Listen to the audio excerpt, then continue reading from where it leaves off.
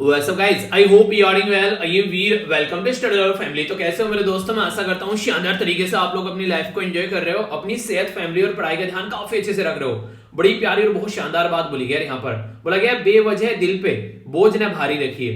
जिंदगी एक जंग है, जिंदगी एक जंग नहीं बल्कि खूबसूरत जंग है। अगर आप लोग देखें तो हर एक इंसान की जिंदगी में किसी न किसी तरीके की जंग चल रही है।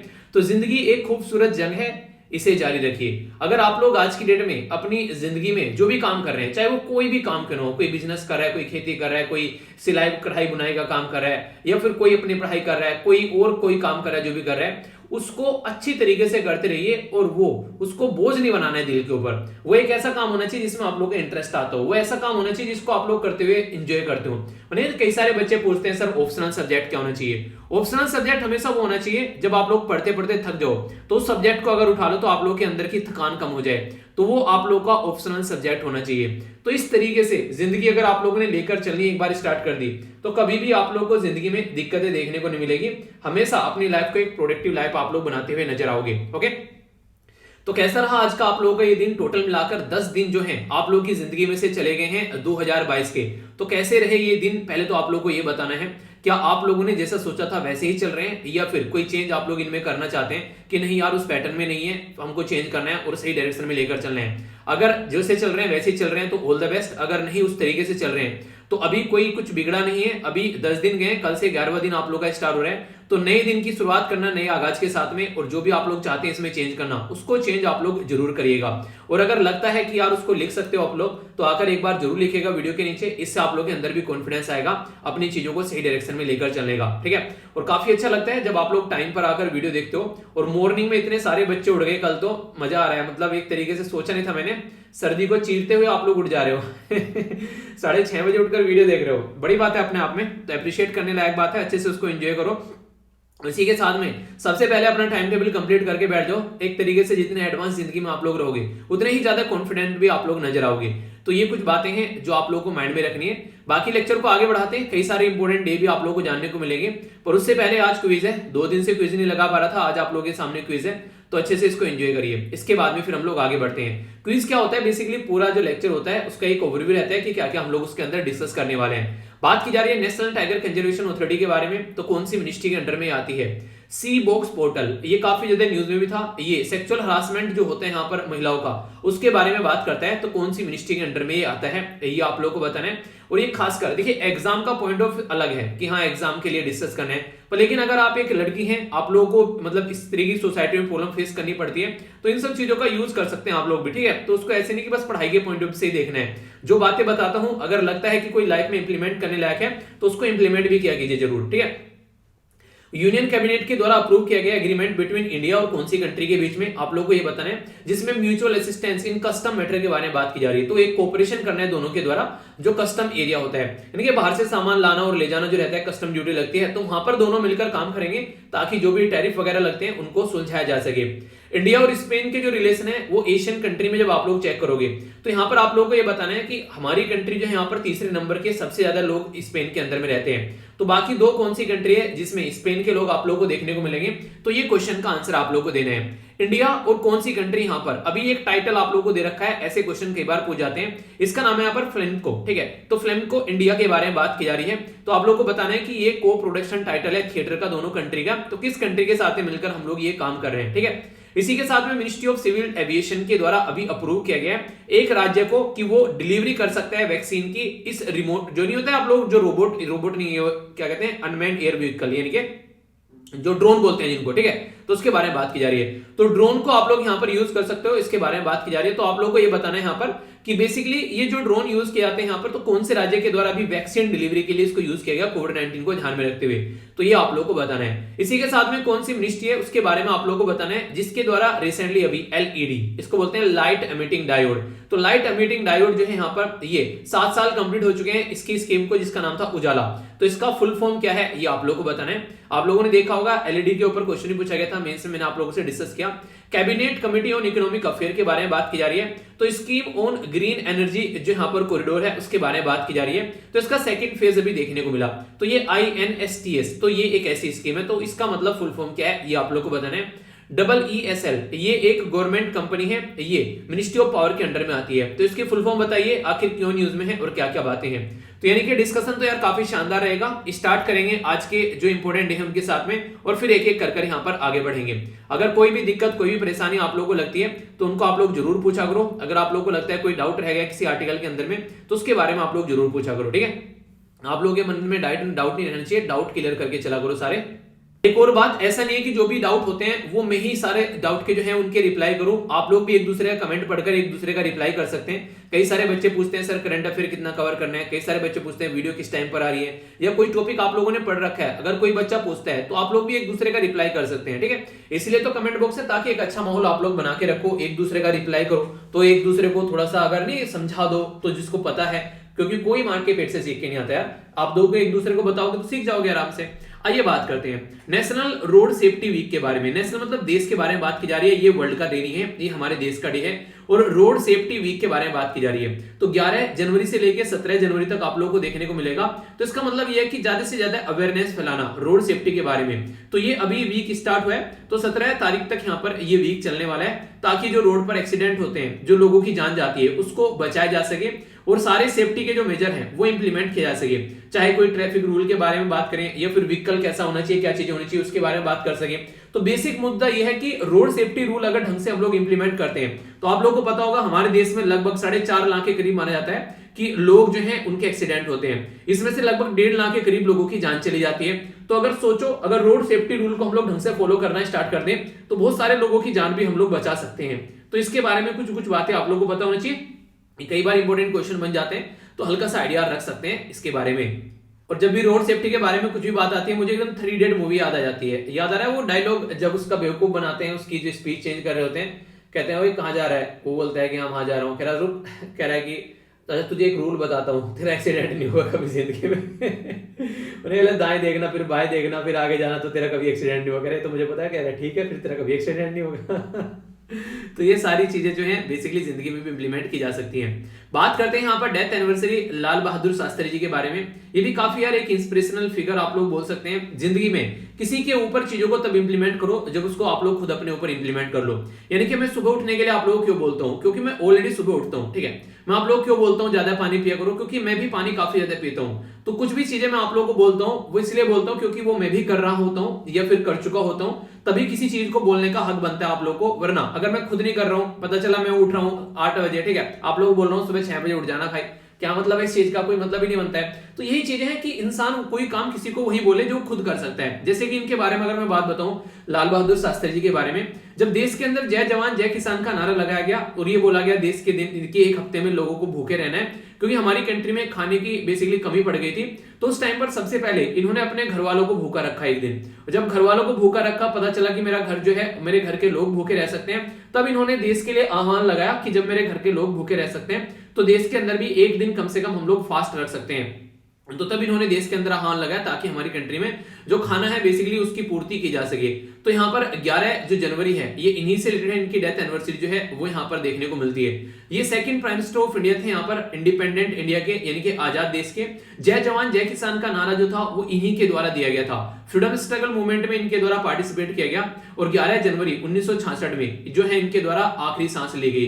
कार्डिक अरेस्ट के बारे में माना जाता है कि जो इनका दिल का दौरा पड़ने से डेथ हुई, पर लेकिन इनकी जो डेथ के ऊपर कई सारी बातें बोली जाती हैं कि हाँ ऐसा ऐसा, मतलब आप लोगों ने सुना ही होगा, मूवीज भी बनी हुई इनके ऊपर कि हाँ कहीं ना कहीं मारा गया है, बहुत सारी बातें ऐसी रहती हैं, ठीक है। तो वो सारी चीजें अपनी जगह, पर लेकिन फिलहाल इनके बारे में आप लोग ये याद रखिएगा जो कि आप लोग को पता होना चाहिए, जय जवान जय किसान का नारा। और दूसरा इंपॉर्टेंट मुद्दा यहाँ पर ये कि जब भी हम लोग गांधी जयंती सेलिब्रेट करते हैं 2 अक्टूबर को, तो गांधी जी को हम लोग याद रख लेते हैं, पर लेकिन इनको भूल जाते हैं कई बार। तो आप लोगों ने देखा होगा कई बार ऐसा होता है कि यहाँ पर गांधी जी के बारे में खूब अच्छे खासे पोस्टर आते हैं, सारी चीजें रहती हैं, अप्रिशिएट करने लायक है, गांधी जी की भी जयंती सेलिब्रेट करनी चाहिए, पर साथ में इनको भूलना वो थोड़ा सा मुझे बुरा लगता है कई बार। तो ऐसा नहीं होना चाहिए कि एक जो लीडर को सेलिब्रेट कर रहे हैं और दूसरे को भूल जा रहे हैं, ठीक है। तो ये चैप्टर भी है हिस्ट्री के अंदर, जब आप लोग जाओगे जो हमारी कंट्री में जो इंपॉर्टेंट लीडर्स हैं उनके बारे में क्वेश्चन भी आप लोग के बनते हैं डायरेक्ट। नेक्स्ट इंपॉर्टेंट जो डे यहाँ पर निकल कर आया है, ये बात करें national human trafficking awareness day के बारे में। ह्यूमन यानी कि इंसान, ट्रैफिकिंग मतलब तस्करी करना, इंसानों को खरीदना और बेचना। ये सारी चीजें आप लोगों ने कई बार देखी हुई, कई सारी औरतों को, लड़कियों को बहलाकर फुसलाकर जॉब के नाम पर या किसी और चीज के नाम पर उनको घर से ले आते हैं और फिर उनको कई बार बेच दिया जाता है। इसी के साथ में कई बार बाहर विदेशों में ले जाने की बात करी जाती है और उनको बेचकर वहां पर उनके पासपोर्ट लग ले जाते हैं ताकि देश से बाहर भी ना जा सके। तो ये सारी कंडीशन आप लोगों को कई बार देखने को मिलती है, तो इसको तस्करी बेसिकली बोलते हैं। तो इसके बारे में अवेयरनेस फैलाने के लिए, ताकि ये ऐसी घटनाएं आगे न बढ़े, तो 11 जनवरी को ये डे सेलिब्रेट किया है ताकि जो ह्यूमन ट्रैफिकिंग है उसको रोका जा सके। अगर संविधान के अंदर जाओगे आप पार्ट 3 के अंदर में, तो आर्टिकल 12 से लेकर आर्टिकल 35 तक आप लोगों को फंडामेंटल राइट देखने को मिलते हैं। तो यहाँ पर किसी पर्टिकुलर इंसान को बंदी बनाना, गलत तरीके से उसको ट्रीट करना, तो 2 आर्टिकल देखने को मिलेंगे, आर्टिकल 23 और आर्टिकल 24। आर्टिकल 24 बच्चों के बारे में बात करता है कि चाइल्ड लेबर, वो सारी चीजें नहीं होना चाहिए, और आर्टिकल 23 जो है बंधुआ मजदूरी और ये सब चीजें हैं, ये आर्टिकल 23 में आप लोग को देखने को मिलेंगे। अनुच्छेद 23। तो ये कुछ इंपॉर्टेंट बातें हैं जो आप लोग याद रख सकते हैं। यानी कि इंसानों को इंसानों की तरीके से ट्रीट करना सोसाइटी में काफी ज्यादा जरूरी है। अगर इंसानों को जानवरों की तरीके से ट्रीट करना स्टार्ट कर देंगे तो दिक्कतें देखने को मिलेगी। ठीक है, पहला इंपॉर्टेंट डेट है यहाँ पर नेशनल रोड सेफ्टी वीक के बारे में बात की, 11 जनवरी से लेकर 17 जनवरी तक। दूसरा यहाँ पर डेथ एनिवर्सरी लाल बहादुर शास्त्री जी की देखी, और तीसरा यहाँ पर नेशनल ह्यूमन ट्रैफिकिंग अवेयरनेस जो डे के बारे में हम लोगों ने बात की। तो ये था इसके बारे में इंपॉर्टेंट इंफॉर्मेशन। आइए अब आगे चलते हैं यहाँ पर, जो कि काफी इंपॉर्टेंट इन्फॉर्मेशन है। अगर यहाँ पर आज की डेट में कोई सोसाइटी में केस देखने को मिलता है तो उसके बारे में आप लोगों को पता होना चाहिए कि कैसी कैसी कंडीशन निकलकर सामने आती है। तो जजमेंट या फिर केसेस जो है जीएस पेपर 2 के अंदर आप लोगों का ये टॉपिक डायरेक्ट आप लोगों को देखने को मिलेगा। अगर कोई पूछ ले आप लोगों से यहाँ पर तो POSH ये एक्ट क्या है, तो इसके बारे में आप लोगों को पता होना चाहिए। क्या है, इसको क्या बोलते हैं? बोलते हैं protection of women from sexual जो हरासमेंट है, खासकर वर्क प्लेस पर बात की जाती थी स्टार्टिंग में, पर लेकिन अब सब जगह इंप्लीमेंट किया जाता है। तो 2013 में ये एक्ट आया, जिस साल में हमारी कंट्री में फूड सिक्योरिटी एक्ट आया उसी साल में यहाँ पर ये एक्ट भी आप लोगों को देखने को मिला। तो यहाँ पर अगर बात करें, सुप्रीम कोर्ट के अंदर भी चैलेंज किया गया बॉम्बे हाई कोर्ट का एक केस। बॉम्बे हाई कोर्ट के उस केस में क्या बोला गया कि यहाँ पर under the protection of women from sexual harassment, यानी कि जो पोस्ट एक्ट है 2013 का, उसके हिसाब से क्या चैलेंज किया गया कि अभी यहाँ पर बोल दिया गया कि एक बैन लगा दिया गया या रोक दिया गया जो भी पार्टी है यहाँ पर या फिर एडवोकेट है कि वो पब्लिकली कोई भी इंफॉर्मेशन जो है वो शेयर न करे, इंक्लूडिंग ऑर्डर, कि क्या ऑर्डर आ रहा है, क्या जा रहा है, ये मीडिया के साथ में शेयर नहीं कर रहा है। यानी कि सीधा सीधा कोर्ट ने ये बोल दिया है अगर लड़की का कोई केस यहाँ पर निकल कर आ रहा है तो उसका जो भी केस है वो मीडिया में यहाँ पर नहीं जाना चाहिए, वो अंदर ही रहना चाहिए।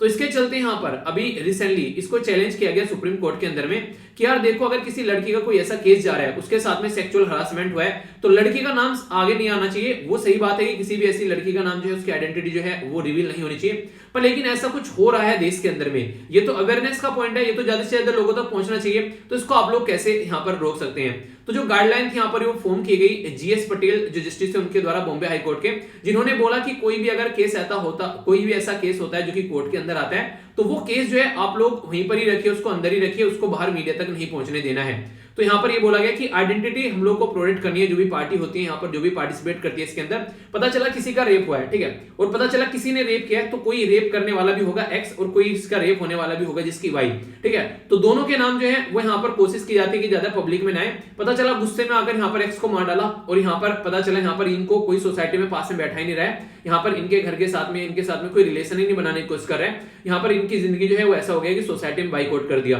तो दोनों के ही नाम जो है वो बाहर नहीं आने चाहिए जब तक यहाँ पर जजमेंट ना निकल जाए। तब यहाँ पर अगर जजमेंट के बाद में जो भी कंडीशन है, तो यहाँ पर जिसने हरकतें की उसका नाम एक बार को बोल सकते हैं क्योंकि ये जेल में जा रहा है, ठीक है। तो यहाँ पर लेकिन लड़की का नाम जो है वो बिल्कुल यहाँ पर सेफ और सिक्योर रखना चाहिए। तो इसके चलते यहाँ पर जज के द्वारा ये बोला गया। पर लेकिन इसके चलते ये तो नहीं कि आप लोग रेप के केसेस जो हो रहे हैं उनके बारे में मीडिया में नहीं आना चाहिए। ये तो वो हो गया कि आप एक तरीके से सारी चीजें छुपा कर रख ली, पता ही नहीं है क्या चल रहा है देश के अंदर में, जनता जो है उनको अवेयरनेस ही नहीं है। तो जनता को अवेयरनेस होनी चाहिए, इसीलिए बोला था कि ओपन कोर्ट का एक चक्कर लेकर आप लोग आओ, ताकि लोग जो है वो अंडरस्टैंड कर सके हमारे देश के अंदर चल क्या रहा है, ठीक है। और वरना अगर क्लोज्ड कोर्ट रहता है तो वहां पर कई बार क्या होता है, जज भी अपनी मनमानी चला लेते हैं, तो भी दिक्कतें देखने को मिलती हैं। तो आर्ग्यूमेंट जो है यहाँ पर वो क्या निकल कर आए पिटिशनर के कि एक तो ये स्प्रिट ऑफ जो आर्टिकल 19 इसके खिलाफ है, इसी के साथ में suppression of the women voice है, यानी कि वुमेन की वॉइस कहीं पहुंची रहे वहीं दब कर रह गई है, और प्रिंसिपल ऑफ ओपन कोर्ट बोला गया था कि यहाँ सब तक सब चीजें पहुंचेगी, तो उसके भी यहाँ पर ये खिलाफ है। तो ये काफी अच्छा आर्टिकल यहाँ पर देखने को मिलेगा, हिंदू के द्वारा भी इसको कवर किया गया था, इसी के साथ में और भी कई जगह आप लोगों को ये आर्टिकल देखने को मिला। तो तीन चीजें हैं यहाँ पर, अगेंस्ट द स्पिरिट ऑफ जो article 19 suppression of women voice, इसी के साथ में against the principle of open court. तो पहले वाले के बारे में बात करते हैं। तो फंडामेंटल राइट में जब आप लोग जाएंगे पार्ट 3 के अंदर आर्टिकल 12 से लेकर आर्टिकल 35 तक, तो आर्टिकल 19 जो है उसमें freedom of speech and expression के बारे में बात करते हैं। यानी कि यार आप लोगों को ना हक दे रखे हैं, आप लोग अपने हक के हिसाब से अपनी जिंदगी को एंजॉय कर सकते हैं, कोई इंटरफेयर नहीं करेगा और इसको कोई कर्व भी नहीं करेगा, ठीक है, बिना किसी रीजन के। इसी के साथ में interfere with administration of justice यहां पर ये देखने को मिल रहा है, और यहां पर राइट टू इन्फॉर्मेशन की बात की जा रही है। तो ये सारे मुद्दे देखने को मिलेंगे अगर यहां पर पर्टिकुलर जो केस हो रहा है उसको बाहर तक नहीं लाने दिया जा रहा है। दूसरा, वॉइस जो है वुमेन की, यानी कि एक तरीके से अगर कोई पावरफुल पर्सन है उसके द्वारा कोई ऐसी हरकतें कर दी गई है, वो तो चाहेगा ही उसका नाम जो है बाहर निकल के ना आए, सारी चीजें जो है वो अंदर ही अंदर निपट जाए। तो इसके चलते इसके बारे में ध्यान रखना पड़ेगा। तो यहां पर बोला गया है कि एक तरीके से पावरफुल मैन वो कंटिन्यूअसली सेक्सुअल हरासमेंट करता है वुमेन का, और पता चला यहां पर नाम भी निकल के नहीं आ रहा है। सोशल जस्टिस और इंपावरमेंट जो मिनिस्ट्री है उसके द्वारा यहां पर एक क्रूशियल रोल प्ले जाता है कई बार इस चीजों को लेकर। तो ये भी एक तरीके से वॉइस जो है वुमेन के सामने निकल कर आनी चाहिए, क्योंकि कोई इतनी हिम्मत रखता है कि पब्लिकली आकर यहां पर अपनी बातें कर सके। Against the principle of open court, यानी कि जो ओपन कोर्ट होता है उसके भी खिलाफ आप लोगों को देखने को मिलेगा। यानी कि फंडामेंटल राइट है यहां पर लोगों को इसके बारे में जानने का। ओपन कोर्ट जो है उसके बारे में लोगों को एजुकेशनल पर्पज से भी हम लोग बताते हैं, इस तरह से लोग अंडरस्टैंड कर सके। यानी कि मैं आप लोगों को पढ़ा रहा हूं, ठीक है, तो मैं आप लोगों को पढ़ा रहा हूं, तो आप लोग यहां पर इस चीजों से अवेयर हो रहे हैं, आप लोग इनको जान पा रहे हैं। अगर आप लोग कुछ नई बातें जानेंगे तो आप लोग दूसरों तक भी ये चीजें पहुंचा पाएंगे। अगर आप लोग खुद ही नहीं जानेंगे तो फिर कहां से आगे जाएंगे ये चीजें। तो ये जरूरी है कम से कम जो सुन रहा है वो जाने, ठीक है। अभी हमारी कंट्री में कई सारे ऐसे एक्ट भी हैं जो कि खासकर इसके बारे में कई सारे ऐसे केस भी आप लोगों को देखने को मिलेंगे, तो उसके बारे में कुछ आप लोगों से बात करूंगा। जैसे सुप्रीम कोर्ट का जजमेंट था, ये बहुत फेमस बहुत इंपॉर्टेंट जजमेंट है, इसके बारे में याद रखिएगा। विशाखा, आप लोगों ने नाम सुना होगा, विशाखा गाइडलाइन, ठीक है। तो विशाखा गाइडलाइन क्या थी यहाँ पर, ये विशाखा वर्सेस जो यहाँ पर स्टेट ऑफ राजस्थान 1997 का केस है। यहाँ पर विशाखा जो गाइडलाइन भी इनको बोला जाता है, इसमें इसके बाद में यहाँ पर एक एक्ट भी निकल के आया जिसको बोलते हैं the sexual harassment of women at work place, prevention, prohibition और रिड्रेसल। तो प्रिवेंट भी करना है, यानी कि रोकना भी है, प्रोहिबिशन करना है, कोई भी ऐसी हरकतें नहीं करता हुआ, रिड्रेसल और उसका सॉल्यूशन भी निकालना है। ये एक्ट लाया गया 2013 में। तो विशाखा गाइडलाइन ने क्या बोला कि सेक्सुअल हरासमेंट वर्क प्लेस पर नहीं होना चाहिए। तो यहां पर इसने डिफाइन किया कि sexual harassment at work place, तो ये था यहां पर पर्टिकुलर केस। वर्क प्लेस मतलब कहीं पर भी आप लोग काम कर रहे हैं, तो वहां पर रेस्पॉन्सिबिलिटी है उस कंपनी की कि लड़कियों को जो है बेसिकली उनको सिक्योर रखना है, वहां पर कोई भी उल्टी सीधी हरकतें नहीं होनी चाहिए। तो क्या क्या होना चाहिए वहां पर, इंटरनल कंप्लेंट कमेटी होनी चाहिए उस कंपनी के अंदर में। इसी के साथ में पावर ऑफ सिविल कोर्ट भी आप लोगों को देखने को मिलेगी। जो कंप्लेंट कमेटी है, अगर जो भी एविडेंस निकल के आते हैं उसके हिसाब से कंप्लेंट जो कमेटी है रिक्वायर करेगी प्रोवाइड करना कॉन्सिलिएशन, यानी कि दोनों के बीच में जो भी दिक्कत है उसको यहाँ पर कंप्लेंट को रखे और क्या क्या सोल्यूशन उसके निकल सकते हैं उसके ऊपर फोकस देकर चला जाए। तो ये जरूरी है यहाँ पर, ताकि आगे आने वाले टाइम में महिलाओं के खिलाफ कुछ भी गलत होता हुआ न पाया जाए। तो एक अप्रिशिएट करने लायक बात है। दूसरा यहाँ पर protection of the women against sexual harassment 2013 का जो एक्ट है यहाँ पर, तो हमारे पेनल जो प्रोविजन है उसके बारे में बात की जा रही है। पेनल्टी लगेगी यहाँ पर, जो भी यहाँ पर एम्प्लॉयर होगा अगर वो यहाँ पर इंप्लीमेंट नहीं कर पाता है। दूसरा, नॉन कंप्लायंस अगर एक्ट का करता है तो उसको पनिश किया जाएगा, फाइन लगेगा उसके ऊपर। रिपीटेडली अगर देखने को मिलता है तो यहाँ पर कैंसिल किया जा सकता है उसका लाइसेंस, जो भी वो बिजनेस कर रहा है, यानी कि उसका जो दुकान उसने खोल रखी है जहां पर वो वुमेन को सपोर्ट नहीं कर पा रहा है, उसकी दुकान को बंद कर उस पर ताला लगवा दो। तो ये कंडीशन आप लोग यहाँ पर समझ सकते हैं। नेक्स्ट यहाँ पर बात की जा रही है रेस्पॉन्सिबिलिटी रहती है एडमिनिस्ट्रेशन की भी। स्टेट गवर्नमेंट में यहाँ पर डिस्ट्रिक्ट के ऑफिसर जो है वो भी यहाँ पर मिलकर काम करें, ताकि लोकल कंप्लेंट कमेटी तक चीजें पहुंच सके अगर कल को कोई ऐसी दुर्घटना घटती है। अनऑर्गेनाइज सेक्टर या स्मॉल जो भी यहाँ पर एस्टेब्लिशमेंट होता है उसके अंदर भी एक ऐसा माहौल रहे ताकि वहां मिलकर सब काम कर सके। ऐसा ना रहे कि यहाँ तो लड़के ही काम करेंगे और यहाँ तो लड़के ही काम करेंगे। इसके चलते लड़कियों को बहुत ज्यादा दिक्कतें देखने को मिल जाती है। एक काफी इंपॉर्टेंट है यहाँ पर, अगर आप लोग एक लड़की हैं तो आप लोगों को पता होना चाहिए, इसको बोलते हैं SHE, यानी कि सी बॉक्स। इसका मतलब क्या है, S से हो गया सेक्सुअल, R से हो गया हरासमेंट, E से हो गया इलेक्ट्रॉनिक बॉक्स। तो यहाँ पर सेक्सुअल हरासमेंट इलेक्ट्रॉनिक्स बॉक्स इसको बोला जाता है। ये एक पोर्टल यानी कि एक वेबसाइट है जो कि ministry of women and child development के अंदर आप लोग को देखने को मिलेगी। चलिए एक बार दिखा भी देता हूं। अगर आप लोग सी बॉक्स जाकर सर्च करोगे गूगल के अंदर तो आप लोगों को देखने को मिलेगा यहाँ पर ये वेबसाइट खुलकर आएगी cbox.nic.in। तो cbox.nic.in पर आप लोग जाकर यहाँ पर देख भी सकते हैं the sexual harassment electronic box, यहाँ पर साफ साफ लिखा हुआ है। जैसे आप लोग इसके ऊपर क्लिक करेंगे तो पूरी वेबसाइट आप लोग के सामने यहाँ पर खुलकर आ जाएगी। तो यहाँ पर क्या क्या चीजें, सारी चीजें आप लोग यहाँ पर देख सकते हैं। सारी चीजें यहाँ पर बेसिकली एक तरीके से, रुकिए एक मिनट, अब समझ में आ रहा है, ठीक है। तो यहां से आप लोग इसको देख सकते हैं। अब आप लोगों के सामने पूरी वेबसाइट, लैंग्वेज अगर आप लोगों को लगता है इंग्लिश समझ में नहीं आ रही, हिंदी में आप लोग कन्वर्ट करना चाहते हैं तो पूरी जो वेबसाइट है वो उसकी जो आप लोगों को चाहिए देखने को मिलेंगी। एक सेकेंड, हिंदी में क्यों नहीं हो रहा, ये तो बदतमीजी काट है मतलब ऑप्शन दे रखा है हिंदी में करने का, पर लेकिन हिंदी में कर नहीं रहे हैं, ठीक है। चलो कोई नहीं, अभी अपडेट नहीं होगा यहाँ पर, ठीक है। तो यहाँ पर अगर आप लोगों को अपनी कंप्लेन करनी है तो यहाँ पर आप लोग देखते हैं रजिस्टर योर कंप्लेंट, ठीक है, और view the status of your complaint. तो यहाँ पर डायरेक्ट जाकर ऑनलाइन आप लोग अपनी कंप्लेंट दर्ज कर सकती हैं, जो भी लड़कियां हैं, अगर उनको कोई दिक्कतें देखने को मिलती है। तो बेसिक पर्पज मेरा यही है कि ये चीजें आप लोग बताए जा सके, और सेफ होना चाहिए work place is every women right, यानी कि हर एक महिला का अधिकार है कि जहां पर वो काम करती है वो वर्क प्लेस जो है वो सेफ रहे। तो ministry of women and child development के द्वारा यहाँ पर ये आप लोग को देखने को मिलेगा।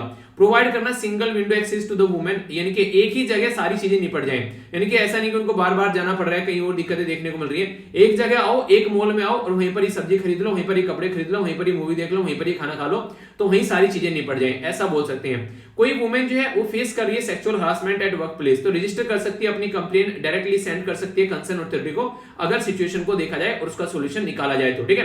तो वर्क प्लेस पर किसी को भी कोई भी गलत तरीके से टच करे, कोई गलत तरीके से घूरे के, कोई भी ऐसी सिचुएशन नहीं होनी चाहिए। तो ये काफी इंपॉर्टेंट मुद्दा है। इसी के साथ में जस्टिस वर्मा, ये काफी इंपॉर्टेंट कमेटी मुझे लगती है देश के अंदर में। जब निर्भया का केस होता है, यहाँ पर वो केस हुआ जब दिल्ली में दहल गई सारी दिल्ली उस पर्टिकुलर केस के चलते, तो जस्टिस वर्मा कमेटी बनाई गई थी उसके बाद में, और बोला गया था कि यहाँ पर कई सारे सॉल्यूशन निकालने चाहिए, जिसके चलते एम्प्लॉयमेंट ट्रिब्यूनल की बात की गई और इंटरनल जो कंप्लेंट कमेटी की बात की गई, ताकि अगर वर्क प्लेस पर कोई ऐसी दुर्घटना घटती है तो उसको रोका जा सके। देखिए आज की डेट में ना और भी कई सारी चीजें देखने को मिलेगी। पहले सीसीटीवी कैमरे नहीं हुआ करते थे, अभी वो भी आप लोग को देखने को मिल जाते हैं, ताकि कल को कोई दुर्घटना करता हुआ कहीं पाया जाता है तो कम से कम तुरंत उसकी गर्दन दबोची जाए और उसकी गर्दन जो है मुर्गे की तरह हलाल कर दी जाए, ताकि आगे से वो ऐसी हरकतें न करे।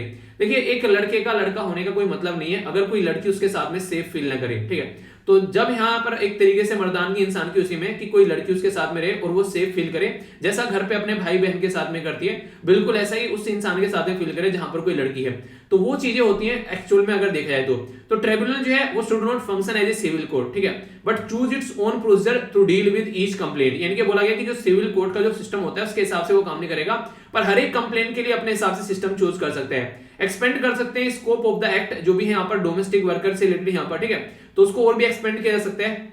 अगर बात करें तो यहाँ पर कई बार ये रहता है कि ढंग से काम नहीं करते हैं, ठीक है, कई बार ऐसे सब्जेक्ट यहाँ पर रहते हैं कि कोल पड़े रहते हैं केस पर लेकिन ढंग से काम नहीं कर रहे, तो वो ढंग से काम भी होना चाहिए अगर कोई चीजें लेकर आएगी हैं। एनी अनवेलकम बिहेवियर जो अगर होते हैं यहाँ पर, ठीक है, तो यहाँ पर परसेप्शन होता है तो यहाँ पर कंप्लेंट की जा सकती है, पर लेकिन इनको भी ढंग से काम करना पड़ेगा, तो ये सारा मैटर है, ठीक है। तो आई होप कि आप लोगों के माइंड में इसको लेकर क्लैरिटी आई होगी। तो पूरा POSH क्या है, कब निकल कर आया, तीन क्या था मुद्दे यहाँ पर कि कैसे कैसे चीजों को लेकर चला जा सकता है, ये तीनों मुद्दे आप लोगों को मैंने यहाँ पर बता दिए, और इसी के साथ में कौन कौन से केस है हमारे देश के अंदर में और क्या क्या कंडीशन चल रही है, तो पूरा कंप्लीट आर्टिकल आप लोगों के सामने। अब कोई भी कंफ्यूजन आप लोगों को इसको लेकर नहीं होना चाहिए। तो बीचों बीच में हमारी दिलो जान हमारा भारत मान, पर लेकिन इसके बाद में आप लोगों को देखने को मिलेगा ये है यहाँ पर स्पेन। तो स्पेन यहाँ पर एक कंट्री आप लोगों को देखने को मिल रही है जिसके पड़ोस में है पोर्चुगल, ठीक है। ऊपर जाएंगे तो बे ऑफ बिस्के आप लोगों को देखने को मिलेगा यहाँ पर बेसिकली, ठीक है। तो यहाँ पर इसके बारे में बात करूं, मैड्रिड आप लोगों को इसकी कैपिटल नजर आएगी, और नीचे है यहाँ पर जिब्राल्टर, ठीक है। तो जिब्राल्टर आप लोगों ने सुना होगा, यहाँ पर ये कई बार न्यूज में भी रहता है, एग्जैक्ट लोकेशन आप लोग देखते हैं यहाँ पर ये देखने को मिलेगा, ठीक है। तो ऊपर क्या हो गया, यहाँ पर जिब्राल्टर के जस्ट ऊपर हो गया स्पेन, जिब्राल्टर के जस्ट नीचे आप लोगों को ये देखने को मिलेगा, थोड़ा सा इसको जूम, एक सेकेंड,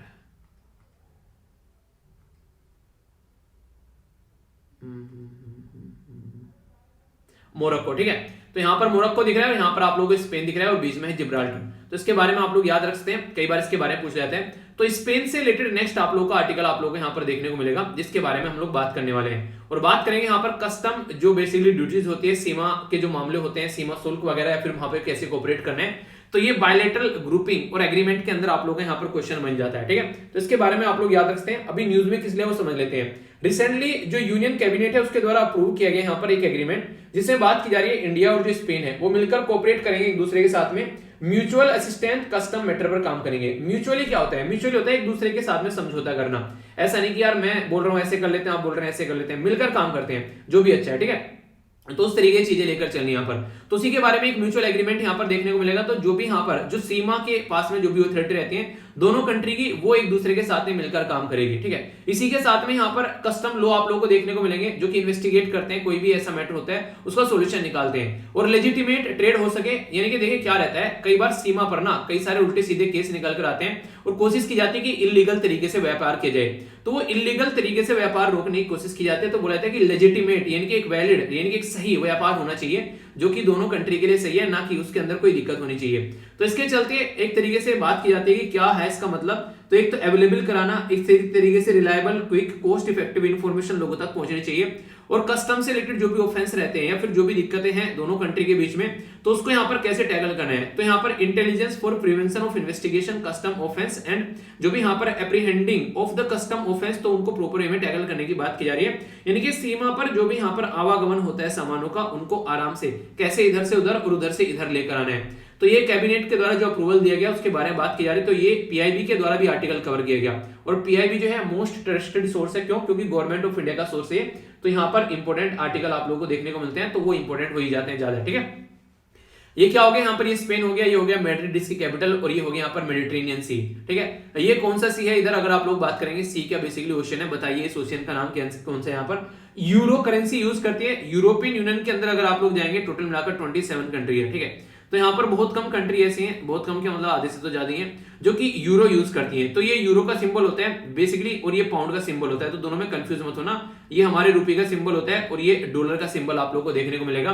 तो यूरो इनके द्वारा यूज की जाती है। तो ये बताना है यूरोपियन यूनियन में कितनी कंट्री ऐसी हैं जो कि आज के में कितनी, क्या वैसे तो 27 है, पर लेकिन यूरो कितनी कंट्री यूज करती है, 27 नहीं करती है, मैं बता देता हूं आप लोगों को कितनी यूज करती है, ये आप लोगों को बताना है। अभी हुआ क्या, यहाँ पर दोनों कंट्री जो है मिलकर काम कर रही है ताकि कोई भी ट्रेड टैरिफ वगैरह कोई भी ऐसी गुड्स के ऊपर जो उल्टी सीधी चीजें उनको रोका जा सके, और बाकी का सही व्यापार तो सही तरीके से होना ही चाहिए। पर लेकिन कुछ गलत अगर हो रहा है, यानी कोई हथियार ले जा रहा है, कोई यहाँ पर एक तरीके से जो work of art and antique piece, आप लोगों ने सुना एंटीक पीस है, तो यहाँ पर कोई भी ऐसी जो हमारी कंट्री की जो एंटीक पीस है, यानी कि हमारी कल्चर के पॉइंट ऑफ से, आर्कियोलॉजिकल वैल्यू के पॉइंट ऑफ से, हिस्ट्री के पॉइंट ऑफ से, कई बार कई सारी जो स्टेचू है, तस्वीरें हैं, वो चोरी कर बेच दी जाती है, तो उसको कैसे रोकना है इसके ऊपर फोकस रहता है। टॉक्सिक मटेरियल के बारे में बात की जा रही है यहाँ पर, ऐसा कुछ नहीं होना चाहिए जो कि सब्सटेंस जो डेंजर हो इन्वायरमेंट के लिए या फिर हेल्थ के लिए, यानी कि हमारे लिए या फिर किसी भी तरीके से कोई भी ऐसा गुड्स जो कि यहाँ पर गलत तरीके से यहाँ पर उसको लेकर जाया जा रहा है। ठीक है, इसी के साथ में यहाँ पर कोई भी ऐसी चीजें जो गलत तरीके से यहाँ पर काम किया जा रहा है, तो अगेंस्ट द कस्टम लेजिस्लेशन है, वो नहीं होनी चाहिए। तो यानी कि कहने का मतलब यहाँ पर ये सही चीजें होनी चाहिए, गलत चीजें कुछ भी नहीं होनी चाहिए। अगर गलत चीजें होगी तो ये दोनों कंट्री की जो ऑर्गेनाइजेशन है वो एक दूसरे के बॉर्डर पर मिलकर काम करने वाली है। ठीक है, तो ये बातें यहाँ पर देखने को मिल रही है। अगर अभी बात करें कोई इंडिया और स्पेन के रिलेशन के बारे में बात कर लें, तो 1956 से दोनों के रिलेशन जो है वो स्टार्ट हो गए थे। फर्स्ट जो यहाँ पर रेजिडेंट एम्बेसी आप लोगों को देखने को मिलेगी इंडिया अपॉइंटेड की गई थी यहाँ पर 1965 में। फर्स्ट जो स्टेट विजिट हुई थी स्पेन की बाय देयर प्रेसिडेंट, अप्रैल 2009 में पहली विजिट हुई थी इनके किसी लीडर के द्वारा, और जनवरी 2018 में यहाँ पर 11th round of joint commission on economic cooperation के बारे में बात की गई दोनों कंट्री के द्वारा, जो कि आगे चल रहा है अभी काफी अच्छे पर। इंडिया और स्पेन जो है joint commission on economic cooperation में यहाँ पर सेटअप किया गया था 1972 में, इसलिए अभी यहाँ पर इसकी 11वीं मीटिंग यहाँ पर देखने को मिली, ताकि ट्रेड और कोऑपरेशन और एग्रीमेंट जो भी है दोनों कंट्री के बीच में उनको ढंग से इंप्लीमेंट किया जा सके। और हाँ, तब से यहाँ पर ये मीटिंग हुई, तब से यहाँ पर चीजें अच्छी भी बढ़ रही है आगे। इसी के साथ में नेक्स्ट जो बात की जा रही है, 7th लार्जेस्ट ट्रेडिंग पार्टनर है यूरोपियन यूनियन के अंदर हमारा, जो कि स्पेन। ठीक है, तो कहीं ना कहीं कल को अगर यूरोपियन यूनियन के अंदर हम लोग एंट्री करनी है तो स्पेन के साथ में हम लोग आराम से काम कर सकते हैं। इंडिया का जो एक्सपोर्ट है स्पेन के बारे में, तो ऑर्गेनिक केमिकल होते हैं, टेक्सटाइल, गारमेंट्स, आयरन, स्टील, ये ऑटोमेट जो यहाँ पर ऑटोमोटिव जो भी यहाँ पर कंपोनेंट रहते हैं, मैरीन प्रोडक्ट, लेदर गुड्स, यानी कि ये वो सामान है जो हमारे देश से यहाँ पर हम लोग बेचते हैं स्पेन को। 15वां लार्जेस्ट इन्वेस्टर है जो 15वां लार्जेस्ट इन्वेस्टर इन इंडिया, यानी कि जो एफडीआई स्पेन से आती है, तो 1.43 बिलियन के करीब आप लोग को देखने को मिलेगी। हमारी कंट्री में रिन्यूएबल एनर्जी में ये एक तरीके से नहीं इन्वेस्टमेंट करते हैं। ठीक है, इसी के साथ में यहाँ पर रिटेल के अंदर में कंपोनेंट जो है उसके एनर्जी के उसके पॉइंट ऑफ से वाटर डेस्टिनेशन के बारे में बात की जाती है। ठीक है, तो ये कई सारी चीजें आप लोग को देखने को मिलेगी ताकि चीजों को सुधारा जा सके, सही पैटर्न में चीजों को लेकर चला जा सके। मतलब क्या होता है डिसैलिनेशन का, इनके जो खारा पानी है जिसके अंदर लवण मिले हुए हैं एक तरीके से उसको सही करना, एक तरीके से यूज करने लायक पानी बनाना। तो ये यहाँ पर स्पेन जो है आप लोग को, अगर मैंने अभी मैप में यहाँ पर दिखाया, तो ये एक ऐसी कंट्री है जिसके आसपास में आप लोग को ओशन देखने को मिल रहा है। तो ऐसी चीजें यहाँ पर ये अच्छे से कर पाते हैं, तो हमारी कंट्री में भी कोई ऐसी टेक्नोलॉजी लेकर आए ताकि हम लोग को भी फायदा देखने को मिले। इसी के साथ में यहाँ पर 2003 में ये काफी इंटरेस्टिंग लगा मुझे, बात की जा रही है कासा डी ला इंडिया, यानी कि इंडियन हाउस, ये यहाँ पर स्पेन में लिखा है। उसी के साथ में हाउ जो यहाँ पर बात की जा रही है होम स्टेट, यानी कि इलाका, यानी कि यहाँ पर अगर बात करें फाउंड किया गया था दोनों कंट्री के द्वारा, इंडोर स्पेन के द्वारा ताकि रिलेशन जो है कल्चर, एजुकेशन या फिर कोऑपरेशन में एक दूसरे के साथ में बढ़ाया जा सके। 2003 में यहाँ पर इनके द्वारा ये फाउंड किया गया, जिसको बोला गया यहाँ पर कासा डी ला इंडिया। ठीक है, तो ये एक इंपॉर्टेंट पॉइंट याद रखेगा। इंडियन काउंसिल ऑफ, जो हमारी कंट्री में Indian council of for agriculture, sorry Indian council for culture relation, ठीक है, तो आप लोगों को देखने को मिलेगा ये भी दोनों कंट्री के बीच में जो भी रिलीजन से रिलेटेड जो मैटर है, ठीक है, स्ट्रीम ऑफ इंडिया यहाँ पर होस्ट की जाती है डिफरेंट स्पेन सिटीज के अंदर में, ताकि रिलेशन को और अच्छे लेवल पर आगे लेकर चल सके। और ये काफी इंटरेस्टिंग लगा। बात की जा रही है यहाँ पर फ्लेमिंगो, ठीक है, तो फ्लेमिंगो इंडिया जो है यहाँ पर इंडिया और स्पेन के बीच में यहाँ पर थिएटर को प्रोडक्शन है, यानी कि मूवीज नहीं बनाई जाती है मिलकर, कैसे दोनों कंट्री मिलकर आपस में मूवीज बना सकती हैं, तो उसके बारे में यहाँ पर बात की जाती है। नेक्स्ट इंपॉर्टेंट मुद्दा यहाँ पर अगर बात करें, वेरी स्मॉल परसेंटेज जो है इमिग्रेंट यहाँ पर पॉपुलेशन देखने को मिलेगी स्पेन की। ठीक है, तो इंडियन कम्युनिटी जो फॉर्म करती है बहुत ही कम आप लोगों को स्पेन के अंदर नजर आएगी, ज्यादा नहीं है, जैसे नॉर्मली यूनाइटेड अरब एमिरेट्स में देखने को मिलता है या फिर यूके में, यहाँ काफी कम लोग आप लोगों को नजर आएंगे। इसी के साथ में अगर कम के बारे में बात करें, फिर भी इंडिया जो डायस्पोरा है, यानी कि इंडिया के जो लोग रहते हैं स्पेन के अंदर में, वो तीसरे सबसे ज्यादा नंबर के हैं। पहले नंबर पर है यहाँ पर चाइना, दूसरे नंबर पर पाकिस्तान और तीसरे नंबर पर है इंडिया। तो ये एक इंपॉर्टेंट फैक्ट याद रखेगा। बायलैटरल एग्रीमेंट के बारे में जब बात करते हैं तो agreement on trade and economic cooperation, agreement on culture cooperation, civil aviation agreement, double tax avoidance agreement, bilateral investment protection and the promotion agreement, यहाँ पर एक एक्सट्राडिशन ट्रीटी, और यहाँ पर MoU institutionalisation of the public, जो यहाँ पर political dialogue के बारे में बात की जाती है। तो ये कुछ ऐसे एग्रीमेंट है जो कि दोनों कंट्री मिलकर एक दूसरे के साथ में करती हैं और चीजों को ढंग से इंप्लीमेंट करने की कोशिश की जाती है। ठीक है, तो इंपॉर्टेंट टॉपिक था, मैप की लोकेशन में बता दी क्या क्या चीजें हैं, सारी आप लोगों को समझा दी एक एक कर कर।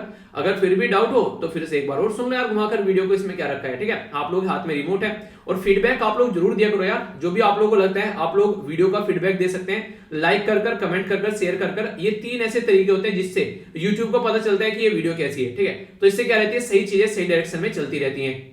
नहीं तो फिर YouTube क्या हरकतें करते हैं, ये देखिए यहाँ पर ये वाली क्या कर रखी है, यहाँ पर ये वीडियो जो है लिमिटेड कर रखी है, एड सुटेबिलिटी भी यहाँ पर इसकी लिमिटेड कर रखी है। तो ये हरकतें यहाँ पर आप लोगों को देखने को मिलेगी। ये थी यहाँ पर हिंदू की वीडियो जो अपलोड की थी आप लोगों की बेसिकली यहाँ पर। ठीक है, तो ये एक 8 तारीख को जो वीडियो अपलोड की थी यहाँ पर आप लोगों को देखने को मिलेगा। कई सारी वीडियो ऐसी पड़ी रहती है, फिर बाद में इसका ये हटा देते हैं, रिस्ट्रिक्शन हटा देते हैं। ठीक है, स्टार्टिंग में रिस्ट्रिक्शन में डाले रखते हैं। तो ये क्या होता है, अगर आप लोग ढंग से फीडबैक नहीं देते हैं तो यहाँ पर ये ऐसी रिस्ट्रिक्शन लगाई जाती है। यूट्यूब को ये लगता है कि कुछ घपला तो नहीं कर रखा है वीडियो के अंदर में, और ऊपर से लंबी वीडियो हो जाती है, तो उनको यहाँ पर ये इसके ऊपर रिस्ट्रिक्शन लगा देता है कि ज्यादा लोगों तक चीजें न पहुंचे, और एड के लिए भी यहाँ पर उसको सुटेबल नहीं मानता है और लिमिटेड उसकी रीच हो जाती है। तो इसलिए कोशिश क्या करो कि हर एक वीडियो के अंदर आप लोग अपना फीडबैक जरूर दिया करो। और जैसा मैंने बोला था, जितने भी व्यूज उस पर आते हैं तो कम से कम उसका 1/4 आप लोग उसके ऊपर कम से कम लाइक आप लोग कर सकते हैं। जैसे कि हिंदू की वीडियो है 40-50 हजार लोग देख रहे हैं, तो कम से कम 10K हिंदू के ऊपर आप लोग लाइक कर सकते हैं। ये जो वीडियो है लगभग 20,000 के करीब लोग देख रहे हैं, तो कम से कम 5K यहाँ पर इसके ऊपर लाइक्स होने चाहिए। तो ये इससे क्या होता है, इससे एक फीडबैक मिल जाता है कि हाँ वीडियो जो है वो सही है। तो यूट्यूब को इससे तो पता चलता है कि वीडियो सही है फिर गलत है, आप लोग देखते हैं, कमेंट करते हैं, शेयर करते हैं। अगर सही लगती है उसको ये चीजें, अगर सही कर रहे हो आप लोग तो फिर सही उसको शेयर कर देता है, वो ज्यादा लोगों को पहुंचा देता है, वरना वीडियो को वहीं पर ही बंद कर देता है वो। तो एक ऐसी चीजें देखने को मिलेगी, तो आप लोग फीडबैक जरूर दिया करो, इसमें कोई टाइम भी नहीं लगेगा, 1 सेकंड लगती है लाइक करने में। तो एक काम आप लोग जरूर करो अगर आप लोगों को लगता है सही है, वरना रिपोर्ट कर दिया करो वीडियो को अगर आप लोगों को लग रहा है सही नहीं है, तो एक काम जरूर किया करो। ठीक है, आगे चलते हैं। यहाँ पर हाल ही में कई सारी रिस्ट्रिक्शन आ रही है। कई दिनों से मैंने आप लोगों के सामने जिक्र नहीं किया, मैंने कहा छोड़ो यार चलता रहेंगी चीजें, पर लेकिन फिर बढ़नी स्टार्ट हो जाती है। तो आप लोगों को बोल देता हूँ, जब आप लोग सही से लाइक करते हैं चीजों को तो फिर से घटनी स्टार्ट हो जाती है, तो ये घटना बढ़ना चलता रहता है। ठीक है, तो इसलिए आप लोग जरूर किया करो, छोटा सा काम है, इसमें कोई ज्यादा टाइम नहीं लगता है। और कोई भी कमेंट आप लोग छोड़ दिया करो नीचे, ताकि ये पता रहे कि हाँ इंगेजमेंट है वीडियो के ऊपर। तो ये कुछ चीजें हैं जिसमें आप लोग पार्टिसिपेट कर सकते हैं। ठीक है, बाकी तो सारा मैं काम मेरे हाथ में ही है, पढ़ाना बढ़ाना तो मेरे हाथ में, ये अपलोड करने के बाद में चीजें आप लोग के हाथ में है। आगे बात करते हैं, यूनियन मिनिस्टर जो environment, forest and climate change है, उनके द्वारा रिसेंटली अभी लॉन्च किया गया action plan for introduction of the चीता। हमारी कंट्री में चीता को इंट्रोड्यूस किया जा रहा है। ये आर्टिकल जो है मैंने बोला था अभी टाइम नहीं मिल रहा है, तो उसकी वजह से थोड़ा सा पुराना आर्टिकल एक आधा आप लोगों को देखने को मिलेगा, क्योंकि अभी रिसेंटली मुझे थोड़ा टाइम नहीं मिला था, उसकी वजह से तो आर्टिकल छूटेगा कोई नहीं। ठीक है, इस बात की मैं गारंटी ले सकता हूं। थोड़ा हो सकता है कभी कभी लेट हो जाए एक आधा आर्टिकल, पर लेकिन ये कि आर्टिकल छोड़ दिया है तो आर्टिकल छूटेगा कोई नहीं, जो इंपॉर्टेंट इन्फॉर्मेशन होगी वो सारी कवर की जाएगी। ठीक है, तो वो आप लोग मेरे ऊपर छोड़ दीजिए, मैं हूं ना करंट अफेयर के लिए, तो टेंशन नहीं लिया करते, और करंट के साथ में स्टेट भी आप लोग कवर चलते रहते हैं। ठीक है, तो यहाँ पर लॉन्च किया गया 19th मीटिंग अभी देखने को मिली नेशनल टाइगर कंजर्वेशन अथॉरिटी की, तो उसके चलते चीजें यहाँ पर निकल कर आई। तो अगर बात करें नेशनल टाइगर कंजर्वेशन अथॉरिटी के बारे में, तो यहाँ पर अभी जो चीता लाए जा रहे हैं, तो अफ्रीकन चीता को हमारी कंट्री में इंट्रोड्यूस किया जा रहा है। और अफ्रीका से भी कौन कौन सी कंट्री है जहां से चीता लाए जा रहे हैं, अगर मैं आप लोगों को लेकर चलूं तो ये तो अपनी कंट्री हो गई बीच में, तो यहाँ से अगर थोड़ा सा आप लोग आएंगे अफ्रीका कॉन्टिनेंट के अंदर में तो आप लोग यहाँ पर देखने को मिलेगा, ये है बेसिकली यहाँ पर, ठीक है। तो इसको थोड़ा सा अभी जूम करके देखेंगे, अभी आप लोग समझ पाएंगे, ठीक है। तो ये हो गया यहाँ पर नामीबिया, ठीक है, यहाँ पर नामीबिया हो गया, ये बोट्सवाना हो गया, साउथ अफ्रीका हो गया। तो ये कंट्री है जहां से हमारी कंट्री में चीता को इंट्रोड्यूस करने की बात की जा रही है। तो इसके चलते हमारी कंट्री में अगर चीता को इंट्रोड्यूस किया जाता है, फिलहाल नामीबिया के बारे में बात की जा रही है, तो इससे फायदा क्या होगा। देखिए आज की डेट में सबसे बड़ी जो दिक्कत आप लोगों को देखने को मिलेगी, इंडियन एक्सप्रेस में भी आर्टिकल कवर किया गया था, सबसे बड़ी दिक्कत यहाँ पर यह जो फूड चेन होती है, फूड चेन में आप लोगों को मान लीजिए सबसे ऊपर क्या है यहाँ पर, जैसे घास हो गया, यानी कि घास हो गया, ठीक है, ग्रीन कवर हो गया, ग्रीन कवर को कौन खाता है, हिरन खाता है। अब हिरन को कौन खाता है यहाँ पर, आज के डेट में मान लीजिए टाइगर या फिर चीता खाता है, ठीक है। तो इससे क्या होगा, अगर यहाँ पर टाइगर और चीता खत्म हो जाएंगे तो जो ग्रीन कवर है यहाँ पर वो हिरन उसको खाता चला जाएगा और सारे पेड़ पौधे जो हैं वो खत्म की होने की कगार पर आ जाएंगे। तो इसीलिए नेचर में एक बैलेंस बनाने की कोशिश की जाती है, और ये नेचर का बैलेंस, इसमें हम लोग कुछ नहीं कर सकते, ठीक है। कि यहाँ पर जो है घास फूस को हिरन खा रहा है, हिरन को चीता खा रहा है, चीता को इंसान मार रहा है, तो ये सारा प्रोसीजर आप लोग को देखने को मिलेगा। तो यहाँ पर जो मीटिंग हुई नेशनल टाइगर कंजर्वेशन अथॉरिटी की, उसमें कई सारी बातें बोलेगी। तो एक अथॉरिटी जो है यहाँ पर, ये बेसिकली एक ऑर्गेनाइजेशन है, इसके बारे में बात कर लेते हैं। नेशनल टाइगर कंजर्वेशन अथॉरिटी जो है हमारी कंट्री में 2005 में इसको एस्टेब्लिश किया गया टाइगर टास्क फोर्स के रूप में, प्राइम मिनिस्टर ऑफ इंडिया के द्वारा यहाँ पर रिकॉग्नाइज किया गया कि प्रोजेक्ट टाइगर को इंप्लीमेंट करने के लिए प्रॉपर इसके थ्रू काम किया जाएगा।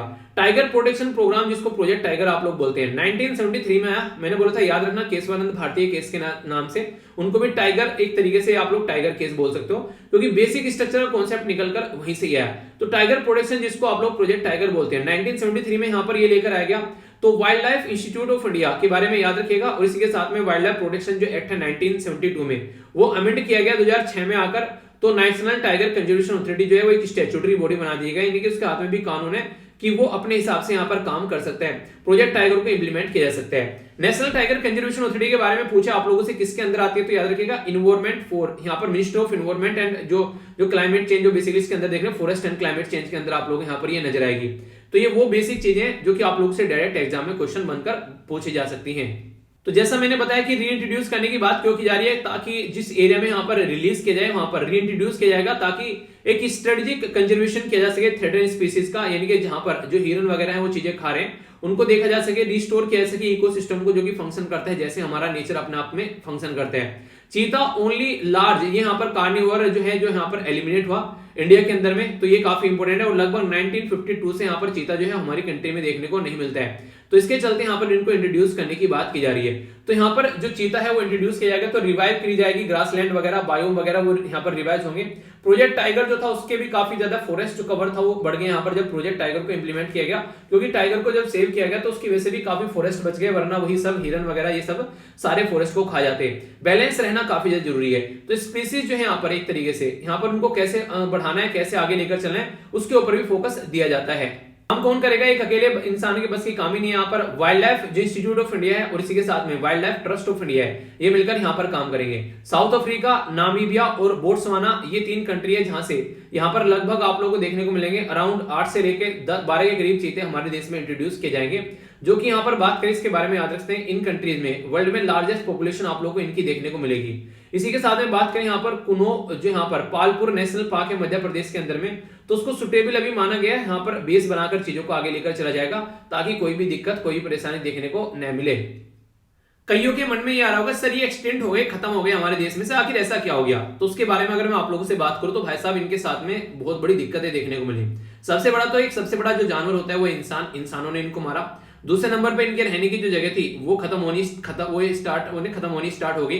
इसी के साथ में जिसको ये खाया करते थे, ब्लैक बक हो गया, गेजल हो गया, हेयर हो गया, तो ये भी इनकी भी कहानी खत्म होनी स्टार्ट होगी। तो जब ये सारी चीजें खत्म होनी स्टार्ट होगी तो बेचारे ये भूखी की वजह से भी मरने लगे, अपना कुछ का शिकार कर दिया, कुछ के रहने रहने की जगह खत्म हो गई। तो यहाँ पर 1952 में हमारी कंट्री में से कंप्लीटली खत्म हो गई। तो इसकी वजह से दिक्कतें देखने को मिलती है। तो आगे चलकर यहाँ पर, ताकि जिस तरीके से चीजें, ह्यूमन की पॉपुलेशन बढ़ रही है, तो कोई इंसानों को भी खाने वाला होना चाहिए यहाँ पर, ताकि इंसान की पॉपुलेशन न बढ़े। पर लेकिन हमारे को कोई खाने वाला होगा ही नहीं, क्योंकि हम लोग बहुत शाणे हो चुके हैं। कोई भी हमारे पास में आता है तो हम लोग उसको निपटा देते हैं। पर लेकिन अगर हिरन की पॉपुलेशन बढ़ जाए तो वो क्लाइमेट को, इन्वायरमेंट के लिए नुकसान पहुंचाएगी। तो उसको टैकल करने के लिए कम से कम यहाँ पर ये इनको इंट्रोड्यूस किया जा रहा है। चीता भी वैसे कई तरीके देखने को मिलेंगे। वन ऑफ द ओल्डेस्ट जो बिग कैट आप लोगों को देखने को मिलती है, तो उसके बारे में बात करें तो ट्रेस किया जाता है कि मोर देन 5 मिलियन ईयर जो यहाँ पर देखने को मिलेंगे, यानी कि मायोसिनिक एरिया से। वर्ल्ड जो फास्टेस्ट लैंड पर दौड़ने वाला एनिमल अफ्रीका और एशिया के अंदर पाया जाता है, तो अफ्रीकन चीता और एशियन बेसिकली बोलते हैं। अगर इनकी पिक्चर आप लोग देखना चाहते हैं तो यहाँ पर ये अफ्रीकन होगा, ठीक है, और यहाँ पर ये एशियाटिक चीता होगा। अच्छा, कौन सा ज्यादा खतरनाक लग रहा है, खूंखार कौन सा लग रहा है? अगर इसको अफ्रीका वाले को ए बोलूं और यहाँ पर ये जो एशिया वाला है इसको बी बोलूं, तो कौन से वाला ज्यादा खतरनाक लग रहा है? ए वाला ज्यादा खतरनाक लग रहा है देखने में या फिर बी वाला? तो ये आप लोग बता सकते हैं। बाकी कहां कहां पर इनके बेसिकली एरिया पाए जाते हैं ये मैंने आप लोगों को बताया। हमारी कंट्री में से एक्सटिंक्ट हो चुके हैं। यहाँ पर ये अल्जीरिया, ये पर्टिकुलर एरिया हो गया, बोट्सवाना, साउथ अफ्रीका, और यहाँ पर ये नामीबिया वगैरह वाला एरिया आप लोगों को देखने को मिलेगा। इसी के साथ में चैड भी आप लोग देखते हैं, ईरान के अंदर भी यहाँ पर पाए जाते हैं, इधर यहाँ पर इथियोपिया वगैरह के अंदर पाए जाते हैं। तो ये इनकी लोकेशन आप लोगों को देखने को मिलेगी, तो इनमें कोई कंफ्यूजन आप लोगों को नहीं होना चाहिए। तो आईयूसीएन इनके international union for conservation of nature के अंदर में वनरेबल की कैटेगरी में और ये क्रिटिकली इंडेंजर की कैटेगरी में। इनके एशियाटिक जो चीता है उनकी कहानी ज्यादा खराब है। CITES के अंदर यहाँ पर अपेंडिक्स 1 में रखा गया। यहाँ पर दोनों को अगर बात की जाए, डिस्ट्रीब्यूशन जो है यहाँ पर 5,500 साढ़े 6,000 से लेके 7,000 तक अफ्रीकन जो चीता आप लोगों को प्रेजेंट देखने को मिलेंगे।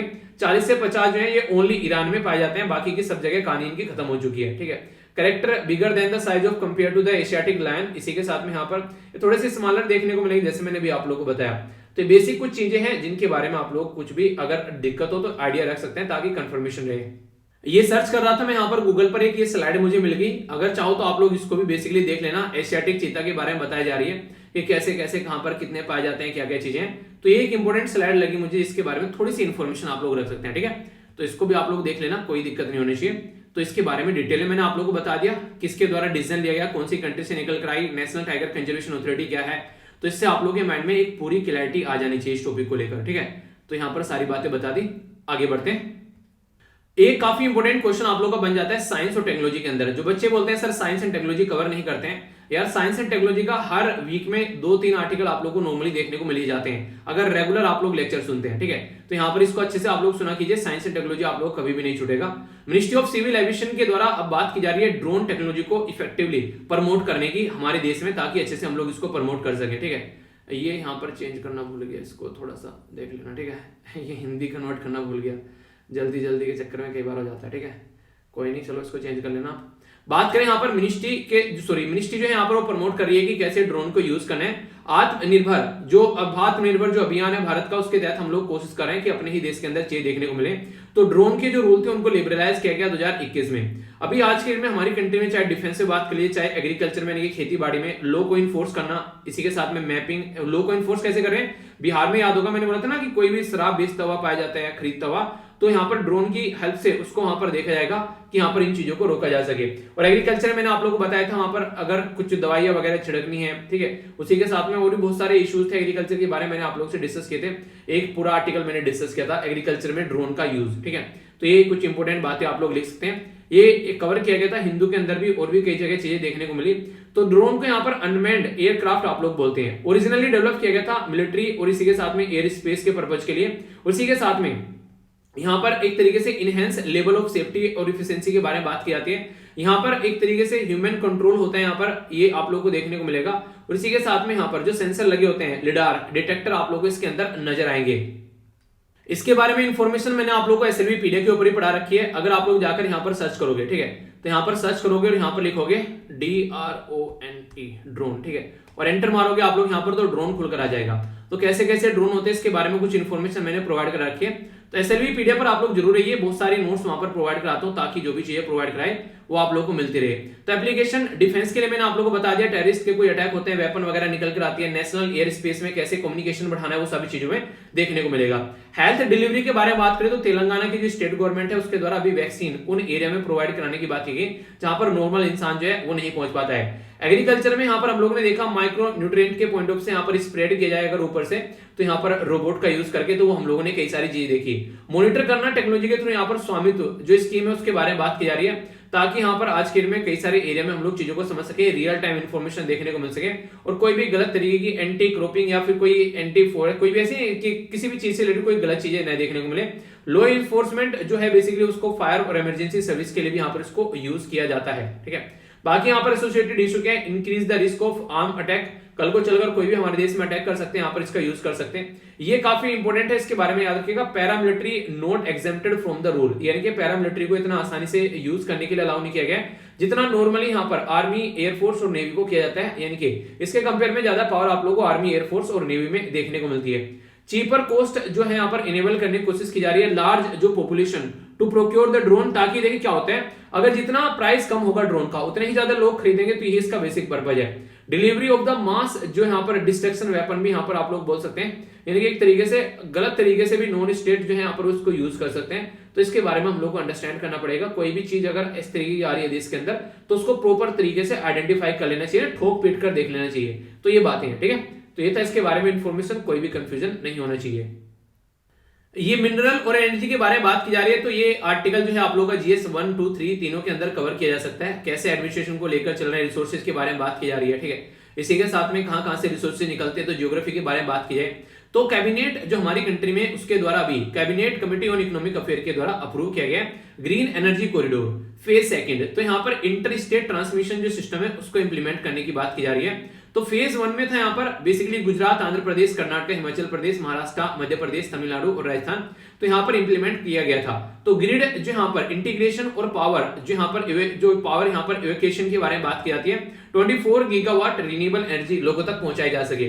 बात करें तो यहाँ पर ये पीआईबी के अंदर आर्टिकल डिटेल में कवर किया गया, जिसके बारे में आप लोग समझ सकते हैं। अभी यहाँ पर इसका GEC2 बोले, यानी कि एक तरीके से जो यहाँ पर ग्रीन एनर्जी कॉरिडोर तो दूसरा बोले यहाँ पर, तो इसका एक तरीके से फंडा ये है कि 20 गीगावाट रिन्यूएबल एनर्जी के बारे में यहाँ पर बात की जा रही है। 7 स्टेट गुजरात, हिमाचल प्रदेश, कर्नाटक, इसी के साथ में यहाँ पर केरला, यहाँ पर राजस्थान, तमिलनाडु और Uttar Pradesh. Time bound manner में काम रहेगा, यानी कि 2021 से लेके 22 से 2025-26 तक आप लोगों को देखने को मिलेगा। एस्टिमेशन जो कॉस्ट है वो लगभग 12,000 करोड़ की बात की जा रही है। सेंट्रल फाइनेंस असिस्टेंट जो है वो 33% यहाँ पर प्रोजेक्ट की कॉस्ट उठाएगा। इसी के साथ में ऑफर कर रहे हैं यहाँ पर इंटर स्टेट ट्रांसमिशन चार्ज, ताकि यहाँ पर पावर की जो कॉस्ट है उसको डाउन रखा जा सके। तो ये कई सारे इश्यूज हैं इसको लेकर जो कि आप लोगों को पता होना चाहिए। क्या क्या एम है इसके, देखिए जो भी चीजें होती है उनको साथ में लेकर चला जा सके, यानी कि सिंक्रोनाइज करना आज के डेट में जो भी हम लोग विंड एनर्जी, सोलर एनर्जी है उनको सबसे ढंग से इंप्लीमेंट किया जा सके। 450 गीगावाट का रिन्यूएबल एनर्जी का टारगेट है 2023 तक का, ठीक है। अभी यहाँ पर जब कॉन्फ्रेंस ऑफ पार्टी 26 हुई वहां पर 500 और ऐड कर दिए गए, तो यहाँ पर ये पूरा 50 ऐड किए गए, ठीक है। तो यहाँ पर 450 का तो 50 गीगावाट और ऐड किए गए, तो 500 गीगावाट यहाँ पर हो गया।